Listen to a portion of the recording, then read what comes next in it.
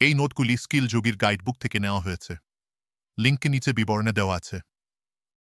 এখন আমরা শিখব কোল বিদ্রোহের বিশেষত্ব সম্পর্কে।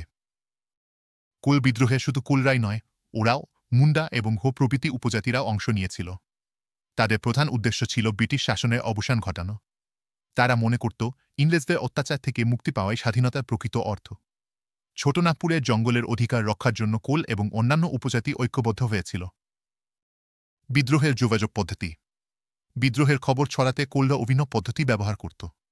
তারা ঢাক বাজানো, আম গাছে ডাল বিতরণ বা যুদ্ধে তিলবিলি করার মতো পন্থা অবলম্বন করত। শহরের প্রভাব। শহরের শিক্ষিত লোকেদের মধ্যে এই বিদ্রোহ সম্পর্কে তেমন কোনো ধারণা ছিল না। তবে এটি ছিল ব্রিটিশ শাসনের বিরুদ্ধে আদিবাসীদের সাহসিকতার এক অনন্য উদাহরণ। কোল বিদ্রোহে ওরাও, মুন্ডা এবং হো উপজাতিরা একত্রে ইংরেজদের বিরুদ্ধে লড়াই করে। কোল বিদ্রোহ ব্রিটিশ শাসনের বিরুদ্ধে ভারতের স্বাধীনতা সংগ্রামের এক গৌরবময় অধ্যায়। এটি আমাদের ঐতিহাসিক লড়াইয়ের একটি গুরুত্বপূর্ণ অংশ। আশা করি তোমরা এই বিষয়টি ভালোভাবে বুঝতে পেরেছ।